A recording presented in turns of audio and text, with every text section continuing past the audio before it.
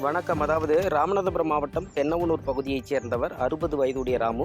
திருமணமாகி ஒரு மகன் மற்றும் ஒரு மகள் உள்ள நிலையில் இவர் கடந்த 26 ஆண்டுகளாக குவைத்தில் உள்ள ஒரு தனியார் சூப்பர் மார்க்கெட்டில் பணிபுரிந்து வருகிறார். ராமுவுக்கு விசா முடிந்த நிலையில் இன்னும் ஓரிரு நாட்களில் சொந்த ஊர் வர இருந்த நிலையில் கடந்த 2 தினங்களுக்கு முன்பு தங்கியிருந்த அடுக்குமாடி குடியிருப்பில் அதிகாலை ஏற்பட்ட தீ விபத்தில் அவருக்கு மூச்சு திணறல் ஏற்பட்டு மருத்துவமனையில் அவசர சிகிச்சை பிரிவில் சிகிச்சை பெற்று வந்த நிலையில் புதன்கிழமை இரவு அவர் உயிரிழந்ததாக அவருடன் வேலை செய்யக்கூடிய நண்பர் பாண்டி என்பவர் மூலமாக அவரது குடும்பத்தாருக்கு தெரிவிக்கப்பட்டுள்ளது. இதனையடுத்து ராமுவின் குடும்பத்தினர் ராமநாதபுரம் மாவட்ட ஆட்சியர் விஷ்ணுச்சந்திரனை சந்தித்து வியாழக்கிழமை தனது அப்பாவின் உடலை சொந்த ஊருக்கு கொண்டு வர ஏற்பாடு செய்யுமாறு கோரிக்கை வைத்தனர். அதன் அடிப்படையில் விரைவில் உடல் தாயகம் கொண்டு வர நடவடிக்கை எடுக்கப்பட்டு வருவதாக மாவட்ட நிர்வாகம் சார்பில் தெரிவிக்கப்பட்டது.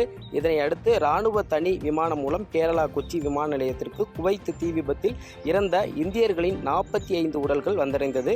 அதில் 24 பேர் கேரளாவைச் சேர்ந்த உடல்களும் 7 தமிழகத்தைச் சேர்ந்த உடல்களும் வந்தடைந்தது. முதலாவதாக கேரளா முதலமைச்சர் பினராயி விஜயன் மற்றும் தமிழக அயலக அமைச்சர் மஸ்தான் உள்ளிட்டோர் மலர் வளையம் வைத்து மரியாதை செய்த பிறகு அவரவரின் உடல்கள் தனி அமரர் ஊர்தியில் சொந்த ஊர்களுக்கு கொண்டு செல்லப்பட்டது. இதனை அடுத்து நேற்றிரவு சத்திரக்குடி அருகே உள்ள தென்னவனூருக்கு ராமுவின் உடலானது கொண்டுவரப்பட்டது. உறவினர்களிடம் ஒப்படைக்கப்பட்டது.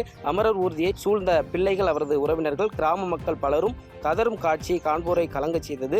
இதனை அடுத்து மக்களின் பார்வைக்காக வேலையில் வைக்கப்பட்ட உடலுக்கு பலரும் மாலை அணிவித்து கதறினர். பின்னர் தமிழக அரசால் வழங்கக்கூடிய 5 லட்சம் நிவாரணம் காசோலையாகவும் மாவட்ட வருவாய் அலுவலர், பரமக்குடி சட்டமன்ற உறுப்பினர் முருகேசன், வட்டாட்சியர் சாந்தி ஆகியோர் வழங்கினர். தொடர்ந்து அலங்கரிக்கப்பட்ட அமரர் ஊர்தி வாகனத்தில் அவரது உடல் ஊர்வலமாக எடுத்துச் செல்லப்பட்டு தகனம் செய்யப்பட்டது. பாதகம் செய்பவரை கண்டால் நாம் பயங்கொள்ளலாகாது பாப்பா, மோதி மிதித்து விடு பாப்பா, அவர் முகத்தில் உமிழ்ந்து விடு பாப்பா.